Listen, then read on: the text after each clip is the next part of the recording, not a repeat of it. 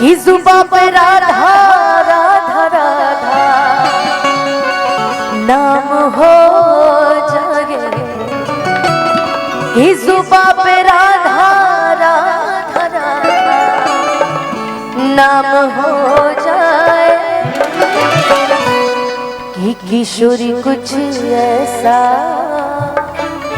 इंतजाम हो जाए। लेकिन मुझे भी कहने का मन कर रहा है, श्री राधे राधे राधे बरसाने वाली राधे कि भजे मन श्री राधे गोपाल। ही राधे राधे राधे बरसाने वाली राधे, श्री राधे राधे राधे बरसाने वाली राधे, श्री राधे राधे राधे बरसाने वाली राधे।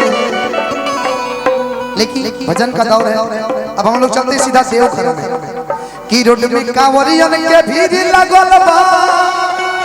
हो जाए ना, आप जब ठीक रहेंगे तभी हम लोग आएंगे, आपको ठीक होना पड़ेगा।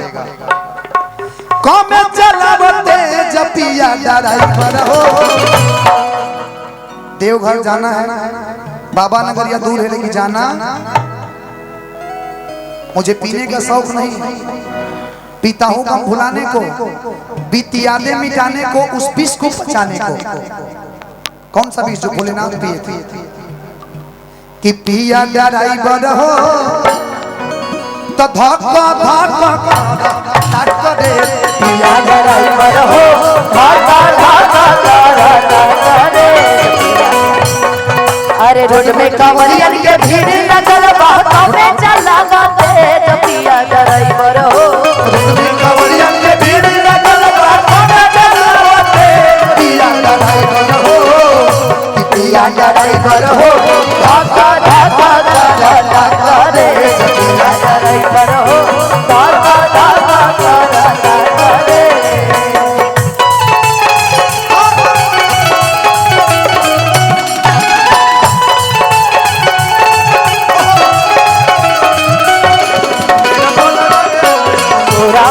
मेरा भोला घर आया, मेरा भोला घर आया।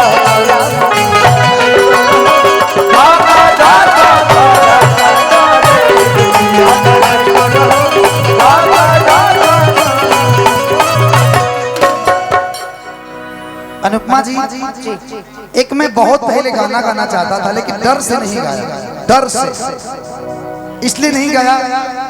आज मैं गा दूं, कल कंट्रोवर्सी चालू हो जाएगा। एक मेरे पास एक लाइन था, आज मैं वही गाड़ी में गुनगुना रहा था, सुनिएगा। कि आज बाड़े कैद भोला, कि आज वो बाड़े कैद भोला हरे मक्का मदीना में। ये कितना सच्चाई है मैं नहीं जानता, लोग कहते हैं, लेकिन भगवान कहीं कैद नहीं होते। लेकिन मुझे जहां तक पता है कि खुद भगवान वहां पे कैद है।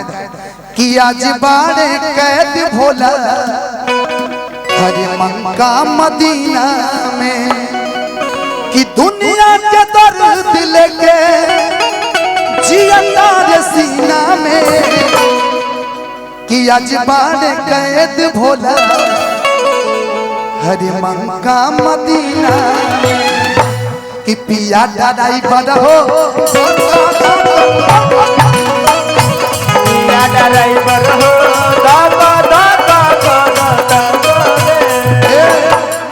इतने ना कि सब झुमातावे मगन होके भोला।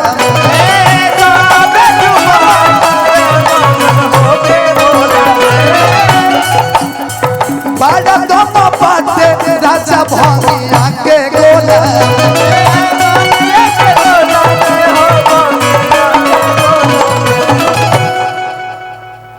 अनुपमा जी कहलिया हमरा से कि नया स्टेरिंग धइले बड़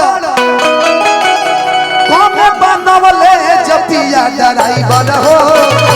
पिया ड्राइवर हो धक्का धक्का करता करे, पिया ड्राइवर हो धक्का धक्का करता। अब चले नहीं जोर हो, देह भइल कमजोर हो अब चले नहीं जोर देह भइल कमजोर हमर महुआ पिराता ये रह जाऊ अरे रउए बताई कैसे कांवर बुझाई पूरा दहिया पिराता ये रह जाऊ रउए बताई कैसे कांवर बुझाई पूरा दहिया पिराता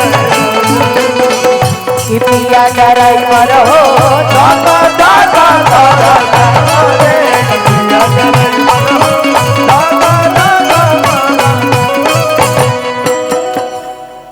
सुल्तानगंज से आगे सुइया पहाड़ हो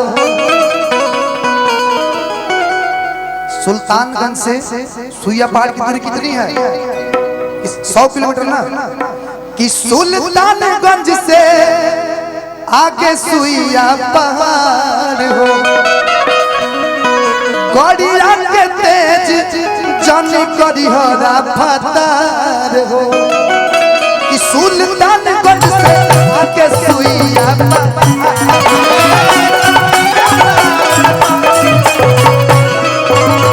गड़िया के तेज जाने करिहरा फतार हो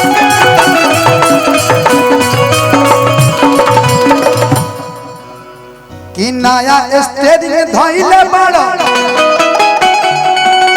अरे कोमे बनवले जपिया ड्राइवर हो सुनो